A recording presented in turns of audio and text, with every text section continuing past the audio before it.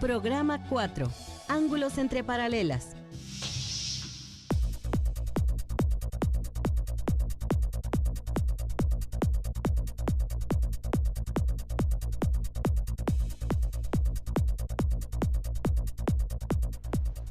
Si trazamos una recta que corte a dos rectas paralelas llamada recta transversal o secante, se generan varios ángulos que tienen relaciones interesantes. Estas relaciones entre las medidas de los ángulos también las observamos en los ángulos interiores de triángulos y paralelogramos. ¿Qué relaciones se generan entre las medidas de los ángulos cuando dos paralelas son cortadas por una recta transversal o secante? Hola, me llamo Maura Martínez Galicia. Vivo en Totolapan, Morelos, en la calle Avenida Morelos, y voy a la telesecundaria General Emiliano Zapata. Ahora estoy trazando dos rectas paralelas.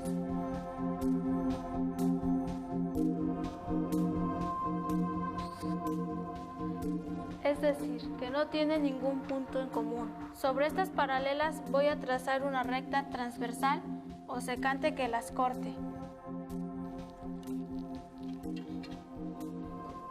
Con estos trazos se forman 8 ángulos entre las líneas. 4 de ellos son exteriores y 4 interiores. Algunos de estos ángulos son correspondientes.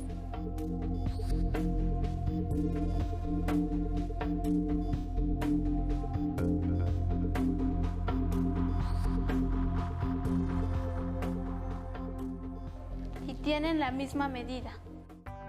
En el ejemplo anterior, observamos que los ángulos correspondientes que se forman al cortar dos rectas paralelas con una transversal o secante tienen igual medida. Lo mismo ocurre si variamos, por ejemplo, la inclinación de la recta secante o la de las rectas paralelas. Podemos afirmar que cuando dos rectas paralelas son atravesadas por una transversal, los ángulos correspondientes tienen la misma medida. ¿Ocurrirá lo mismo si las rectas que se cortan no son paralelas? Ahora que trazo esta línea, voy a medir el ángulo que se formó. Y es de 133 grados. En este caso, los valores de los ángulos correspondientes no son iguales.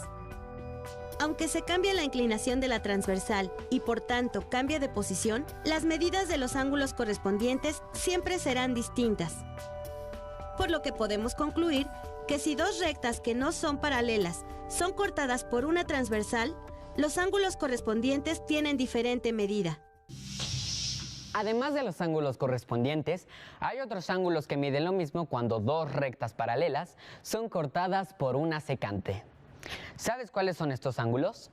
Son los ángulos alternos internos y los ángulos alternos externos, que tienen la misma medida respectivamente. ¿Sabías que el op-art es un movimiento artístico en el cual los artistas buscaban crear ilusiones ópticas en sus obras? El op-art surgió a mediados de los años 60. Su principal característica fue la creación de efectos visuales como movimiento aparente o vibración. Para conseguir estos efectos, los artistas del op-art utilizan recursos como la combinación de figuras geométricas simples, el uso de contrastes de blanco y negro o el trazo de líneas paralelas, sinuosas o rectas. Cuando trazamos una recta transversal sobre dos rectas paralelas, los ángulos que se forman pueden ser externos o internos.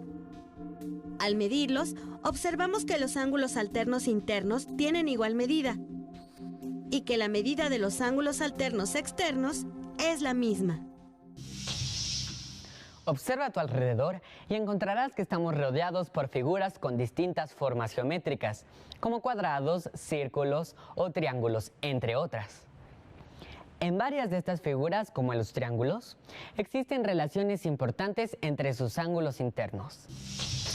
¿Sabías que Víctor Vasarely es uno de los principales representantes del op-art? Víctor Vasarely nació en Hungría en 1906, aunque en un principio inició la carrera de medicina. En 1927 empezó a estudiar arte. A principios de la década de 1930 se trasladó a París, donde pintó su primera obra importante, Zebra. Durante las siguientes décadas desarrollaría una obra abstracta basada en formas geométricas. Su trabajo le dio fama internacional. Sus primeras obras eran solo en blanco y negro, pero con el tiempo utilizó una mayor variedad de colores. Víctor Vasarely murió en 1997 en París.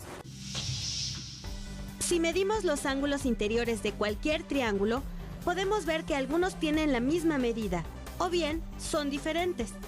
Esta característica nos da la siguiente clasificación.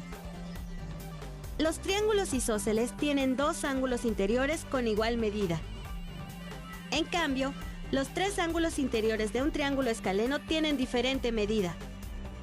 Y si sumamos las medidas de sus ángulos interiores, nos damos cuenta de que siempre suman 180 grados, sin importar el tipo de triángulo del que se trate. ¿Cuánto miden cada uno de los ángulos interiores de un triángulo equilátero? Los triángulos no son las únicas figuras geométricas en las que podemos encontrar relaciones entre sus ángulos interiores. También las podemos encontrar en los diferentes tipos de paralelogramos. Disculpe, ¿podría dibujarnos una figura de 4 lados?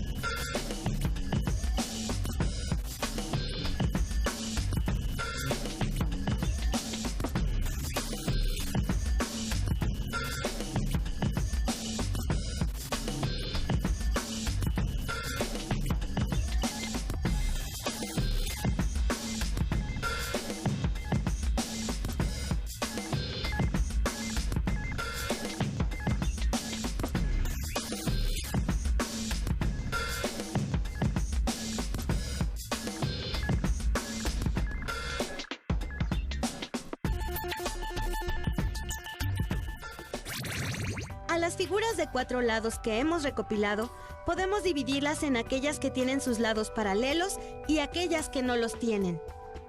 En los cuadriláteros cuyos lados no son paralelos, observamos que al medir sus ángulos interiores, todos tienen diferente medida. Y en los cuadriláteros que tienen sus lados paralelos, es decir, en los paralelogramos, vemos que sus ángulos opuestos son iguales. También encontramos que al sumar los ángulos consecutivos de un paralelogramo, el resultado es 180 grados. Otra relación la podemos encontrar si sumamos las medidas de los 4 ángulos interiores de los paralelogramos. Así, vemos que todos ellos siempre suman 360 grados. Hoy hemos visto las relaciones entre los ángulos que se generan al cortar un par de paralelas por una recta transversal o secante. También vimos relaciones entre los ángulos interiores de triángulos y paralelogramos. Aplica estas relaciones para explorar y descubrir otras propiedades de las figuras. Las relaciones entre las medidas de los ángulos son importantes en la resolución de muchos problemas geométricos.